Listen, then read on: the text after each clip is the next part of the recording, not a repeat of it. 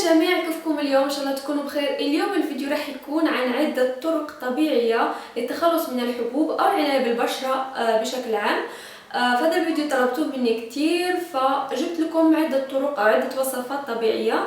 فهدول الوصفات ممكن يكونوا فعالين لبعض انواع البشرة، وممكن تكون غير فعالة للبعض الاخر، فممكن تختاري وتجربي واحدة منهم فممكن تضبط معك، وإذا أصلا ما فادتك فما راح تضرك أبدا لأنها كلها وصفات طبيعية.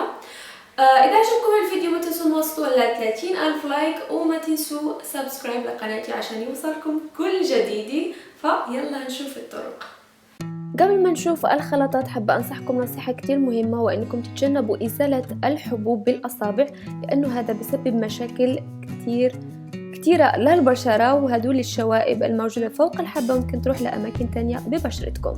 الوصفة الأولى راح تاخدوا جيل الألوي فيرا اللي هو مرطب، وكمان بيشيل الإحمرار وكمان البطول المصاحبة للحبوب، راح تغسلوا به وشكم وبعدين تغسلوه بماء باردة. الوصفة الثانية راح تاخدوا مكعبات الثلج اللي هي صحية كتير للبشرة، ممكن تحطوها فوق الحبة لعدة دقائق، كمان بتخلي الانتفاخ يروح وكمان الإحمرار المصاحب للحبوب. الوصفة الثالثة راح تاخدي النعناع وراح تصبي عليه مية سخنة كتير، وراح تعملي بخار لوشك. طبعا راح تغطي رأسك لمدة 10 دقائق، وبعدين ممكن تحطي كريم لتجنب الحبوب اللي بتحطيه، أو ممكن تحطي ماء ورد على الحبة، هذا الشيء بيساعد كتير. الوصفة الرابعة راح تاخدي معجون الأسنان وراح تحطي شوي منه على الحبة الموجودة بوشك ليلة كاملة، وراح تشوفي نتائج مبهرة.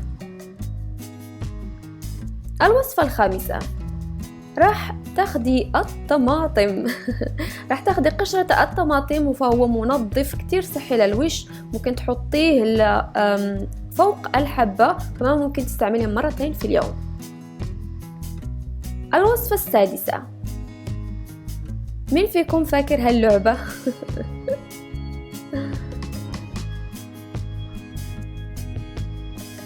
راح تاخدي الحامض او الليمون، وراح كمان تقدر تنظفي به البشرة، وكمان تحطيه فوق الحبة مباشرة لدقيقتين.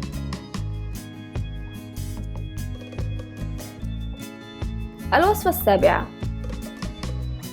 راح تاخدي بياض البيض فقط، راح نشيل صفار البيض ونكتفي بالبياض، وممكن تحطيه كماسك لوشك لمدة 15 دقيقة، وبعدين تشطفيه بمي بارد.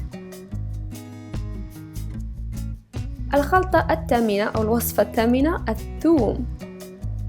راح تاخدي فص من الثوم، راح تحطيه فوق الحبة لمدة 3 دقائق، ممكن تستعمليها يوميا، وفي اليوم التالي راح تشوفي طبعا نتائج مبهرة، بشرة كتير حلوة. فأتمنى أنه الفيديو يعجبكم، أحبكم كتير، باي.